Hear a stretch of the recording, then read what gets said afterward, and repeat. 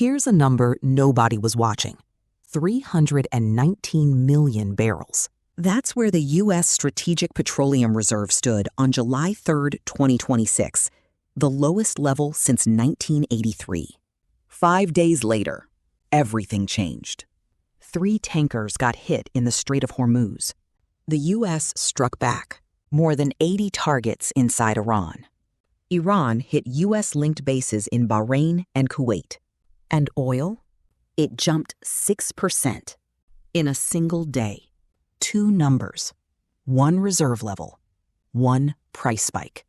Everything else in this story is just downstream of those 2 numbers. Chapter 1.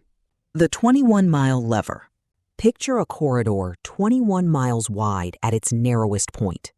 Through that gap flows about a fifth of the world's daily oil. Since February 28, 2026, the day this war started, that narrow strip of water has been the single biggest lever on global energy prices. Bigger than any speech. Bigger than any summit.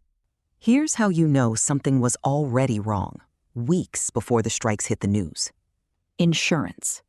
By late June, the cost to insure a ship passing through the strait had climbed from about 0.25% of the ship's value to as much as 0.4%.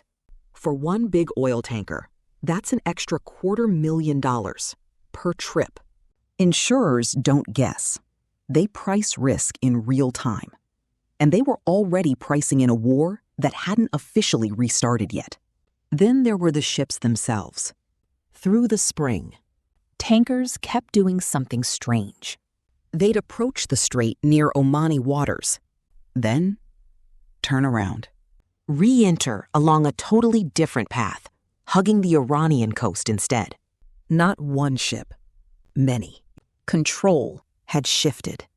Passage through Hormuz wasn't running on some neutral, guaranteed route. It was running on Iran's terms. Chapter 2. The number behind Washington's clock. So why did the reserve level matter so much? Because a strategic reserve exists for exactly one moment, when a major oil corridor breaks down and the world needs a cushion. Here's the problem. That cushion had already been shrinking for years. Back in 2021 and 2022, the reserve took a major hit. Drained to soften the shock from Russia's invasion of Ukraine. It never got refilled. Then the Iran-US strikes began, and the strait started closing on and off. The world lost an estimated 1.4 billion barrels of supply, according to J.P. Morgan. The U.S. and more than 30 other countries had to coordinate a 172 million barrel release from their own reserves just to keep fuel markets running. By the week of July 3rd, 319 million barrels, the lowest point on record. President Trump had already put a number on what that meant. At the G7 summit earlier this year, he said something simple. If tanker attacks kept happening and shipping stalled, the world's usable buffer would run out in about 4 weeks. 4 weeks. That wasn't a talking point. That was a deadline, and both governments knew it. Chapter 3. Refilling during disruption. Here's where it gets interesting.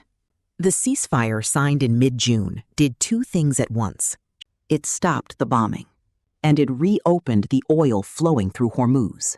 Within weeks, oil moving through the strait was back near pre-war levels. By some estimates, even above it. That mattered directly for the reserve math. In late June, Energy Secretary Chris Wright said something worth noting. Companies that had borrowed barrels from the reserve during the war were returning them, with premiums attached. Several analysts read that as good news. The reserve, they said, was in better shape than the headline number suggested. Then, on July 1st, Vice President J.D. Vance gave an interview. He described exactly what the ceasefire was for. Refill the world's oil economy, he said. Refill some stocks. And then see where the hand is. He added one more thing. If Iran made verifiable changes, the relationship would shift. If not, nothing would really change. Strip away the diplomatic language, and here's what's left. The ceasefire wasn't just about peace. It was a restocking window, and it was working. Brent crude, which had spiked past $110 a barrel earlier in the war, had drifted back down to $70 to $73 by late June. J.P. Morgan was projecting prices near $50 to $60 a barrel over the following year, if the reopening held. Chapter 4. Iran's side of the ledger. Now flip to the other side of the table. Oil and petrochemical exports are close to Iran's only major source of foreign revenue. The sanctions relief built into the ceasefire was Iran's whole incentive to keep the strait open. On July 1st, the U.S. Treasury reversed that relief, reimposed sanctions on Iranian oil sales, called the arrangement entirely performance-based. Iran's foreign ministry called it a violation of the deal. So what leverage did Iran have left? Just one thing: the strait itself.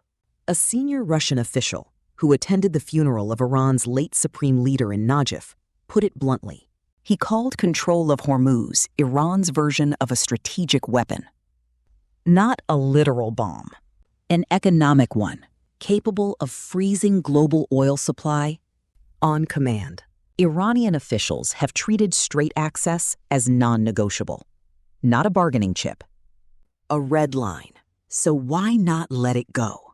Because of what happened before. A U.S. strike in 2020, a short war with Israel in 2025. Tehran points to both as proof that pauses in fighting don't always hold. Chapter 5. What the market priced in. Markets don't lie about what they believe. Not for long. Through June, oil prices stayed relatively flat. That told us something.